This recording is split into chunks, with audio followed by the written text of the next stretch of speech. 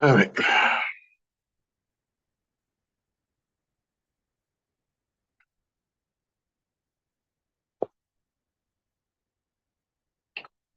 All right. This is Sports for Real with Coach Hall on this abbreviated wildcard Monday, I should say, because Pittsburgh was supposed to play Buffalo yesterday. Good thing for Bills because they get a chance to survive another day. But there's nothing like a real playoff team, like a Steelers, who want nothing more than to go on the road and win a championship. But before I get to that, let me go back to college football for a minute. As you know, after FAMU won the Black College National Championship this year, the head coach, Willie Simmons, he resigned. He took, among all things, a running back's position at Duke. Why would he do such a thing? Why would you resign from a head coaching position to go take on an assistant's position? Well, you're talking about two different levels, apples and oranges. It's no secret. The money in HBCU football is nowhere near what they have in the Power Five football, especially in the conference like the ACC. Um, Even on a lower tier team like Duke, the money is just far more plentiful than what you would have at FAMU. So Simmons, he wants to be a head coach on a higher level, and to do that, he has to go to prove himself at another institution. Kind of like what Kalen DeBoer did. If you know Kalen DeBoer, the South Dakota native, he won on a Division II level, won championships there, resigned, became an assistant. Then he also became a head coach at stops like Fresno State, and he just took Washington Huskies to the national championship game. And he has now parlayed that into being the head coach at the University of Alabama. Not quite saying that Simmons can do the same thing, but it would be great to see him pull off such a move. But in the aftermath of such things, what you have going on is kind of like another mutiny type situation at FAMU. The athletic director, Tiffany Don Sykes, she has made it clear that she wants to hire Sean Gibbs out of Fort Valley State. Well, when that word got out, people were not happy. And I don't know or didn't know why they didn't want to hire a guy like Sean Gibbs. Maybe they were just upset that she made the decision. Because you know, they have given Don Sykes a vote of no confidence at Florida A&M. In short, they don't like the decision she's making, but she was hired to make such decisions. Me personally, I think they ought to leave her alone and let her do her job. But I got a comment this morning from a video I put out about the situation a few days ago that I didn't know about. This guy, Sean Gibbs, was on staff at North Carolina A&T when they had the incident at Bragg Stadium right before halftime, where a few players were ejected from both teams. We had three FAMU players, three A&T players, and the FAMU defensive coordinator was thrown out of the game at halftime. Why? Because it all started before a game. You know, teams are they're just a bunch of we're going to this and the other team is that, and we're going to show them. That's natural bravado that you're going to get from any football game. But a lot of times things tend to go overboard. I've seen it happen a few times. Way back in, I think it was '99. The two coaches for FAMU and Southern, Pete Richardson, Richardson had made a comment about what some fan had said, and Billy Joe, he didn't take that too kindly. So you had a tense situation from all week, and it just came to a head at the game. No, they didn't get into any fights, but the tension was so thick. And Billy Joe, being a master motivator, he had them all riled up. They went out and put 42 points on Southern in the first quarter. The only thing saved them was the clock. They could have scored 100 if it kept on going. But this is the kind of atmosphere that you get when you have coaches getting involved with things that should never even get to that point. But in this particular case, this guy Gibbs was involved in the pregame hype that got these players all riled up. So this was back in 2019. And if you know anything about FAMU football, especially when I was going to school, the press box side is where the visitors were. The team itself was on the other side, away from the press box, behind them, the students. Well, when you leave the field, they had to cross each other. FAMU, the locker room is pretty much on the press, more to the press box side toward the middle.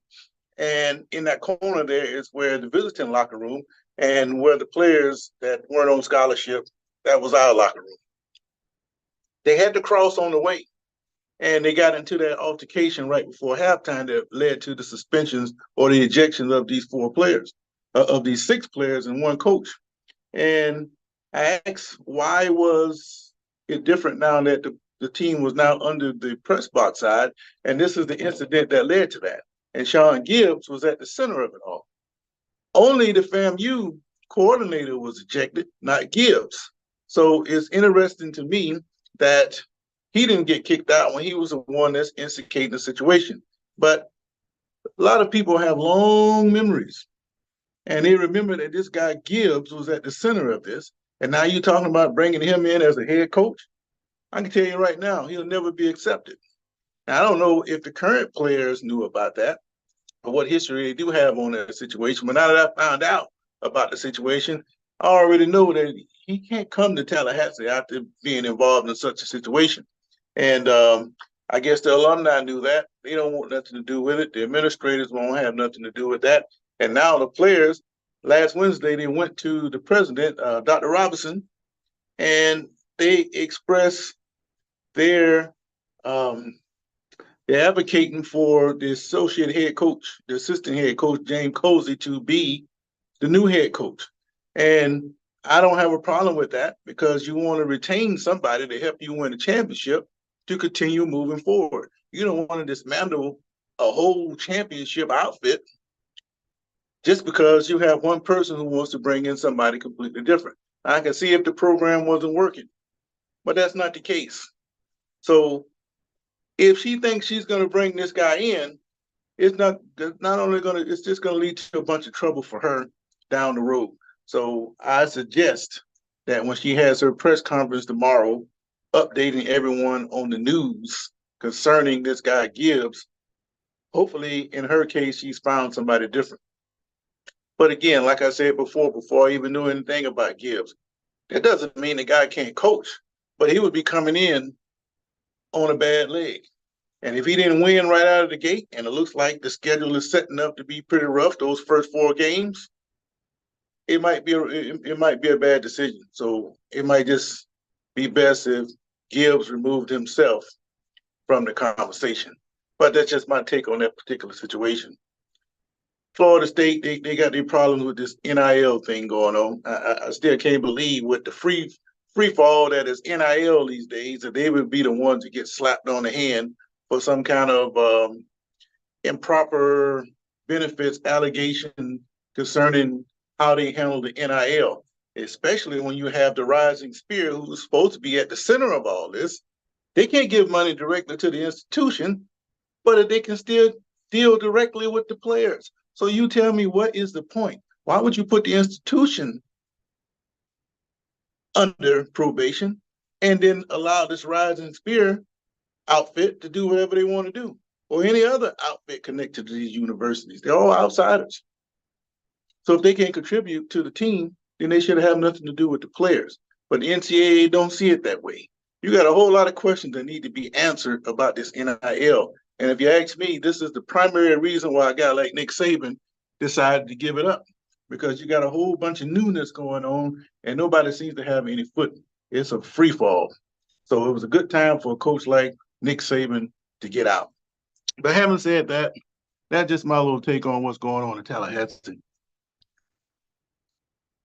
But real football, as real as it can be as far as I'm concerned, because, I don't want to get into the softness of how they're making football these days. But the Steelers, they were supposed to take on the Bills Saturday. But as you see, the weather that was out over the weekend, that blizzard, rough up there in Buffalo, man. And the regular crews that they have to clean off the stadiums and get it ready for the game, they had to go beyond that. They had to put out postings where they were paying people $20 an hour to come clean off the stadium. And that's good money. If you can stay out there 7, 8 hours, just for a little side money, that's not bad.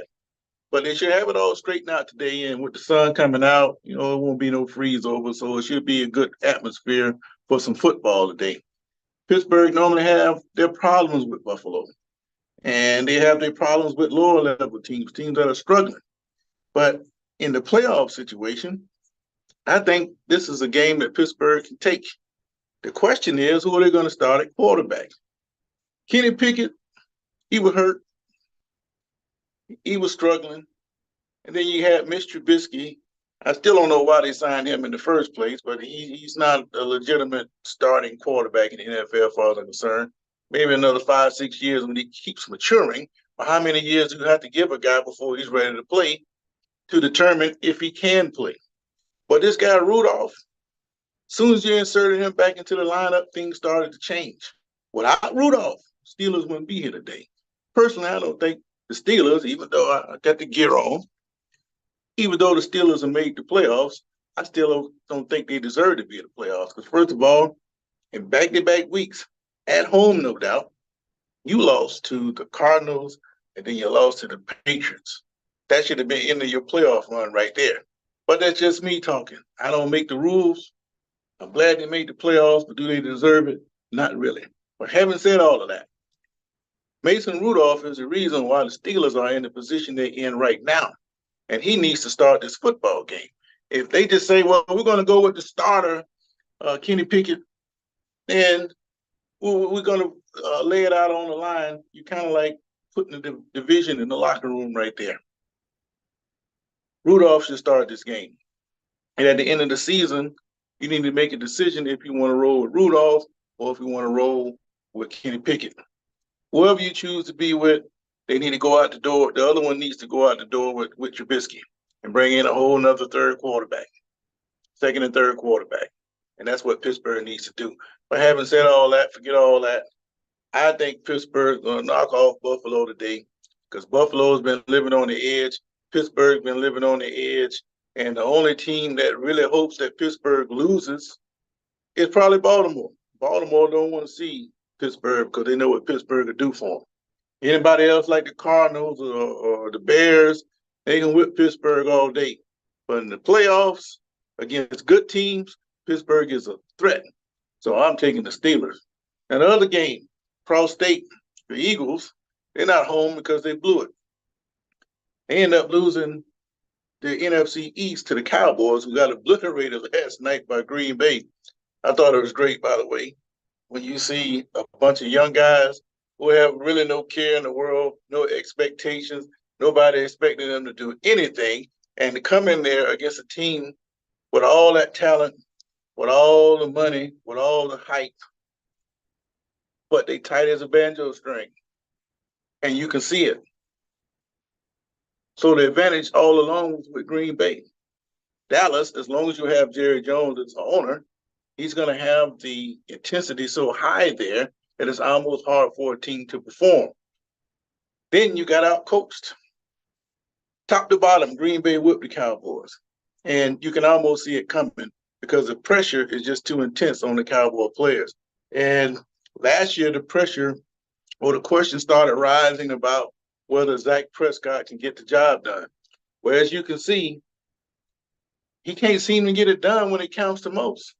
Now, does that mean he can't win in the future? No, it doesn't mean that because he can come out next year and win the next 3 Super Bowls, and then all the stuff we're talking about now is forgotten. But as a Cowboys organization, you have to sit there and you have to think and make a decision about, is this guy what we really want to have moving forward into the future? It's a toss of a coin. Me, I think he might want to go somewhere else and try it again, win the job somewhere else, and then see if you can get your new team to higher standards. But Mike McCarthy, he's kind of in an unfair situation. Here's this guy, he's won 12 games back-to-back seasons, but he's got the backdrop of the owner saying you got to get to the Super Bowl or bust. Yes, you want to try to always reach the highest you can reach, but I just think sometimes the expectations are too unrealistic, and that is the case in Dallas. But I got off what I was talking about before. The Eagles. The Eagles, pretty much the wheels came off against the NFC East opponents. They kind of like backed themselves into a bad position when they had only lost like one game, and now they lost like 5 of the last 6, and things just don't look good. Just like they're talking about Mike McCarthy losing his job, so might the Eagles coach lose his job if they don't get out of the funk that they're in tonight. I think no matter what they do, they should be able to beat the Buccaneers. But if they go and stink up the joint like the Cowboys did, then it might just be 2 openers in the NFC starting next year. But I think that the Eagles, some kind of way, reminds me of the '87 Minnesota Vikings. You remember Keith Millard, the defensive tackle for the Vikings, a star player at that time. He come on in his press conference and say they pretty much backed into the playoffs. Well, they had a lesser record than what Philadelphia has, but in a sense, they're doing the same thing. They kind of went on a slide getting into the playoffs. But when they got there, what they do? They felt like they didn't have nothing to lose. They went out to San Francisco and blew them out. Then they went to the NFC Championship game and they had Washington on the ropes. If the quarterback had given Darren Nelson a good pass in the flats, they would have beat Washington that day, but they didn't. But the point is, they had beaten Minnesota the week, not Minnesota, but New Orleans the week before they got to San Francisco. So then they blow out San Francisco and they lose the heartbreaker to Washington. They went on a run that nobody saw coming because they didn't get to the playoffs in the kind of fashion you would normally like to be on a road. And I think Philadelphia has the same capability to do the same thing. If they can get out of that funk and get by the Buccaneers and work out all the kinks, they're still going to be a dangerous out when it comes to trying to eliminate them to make it to another Super Bowl. But it's just a lot of stuff going on in the sports, and one and done is where you need to be. Basketball, you can lose 3 games, get blown out 3 games, but you can win 4 close games and still advance. Football, you got one shot, just like life, and that's just the way it ought to be. This is Sports for Real, and you keep eye on them Steelers today. We out.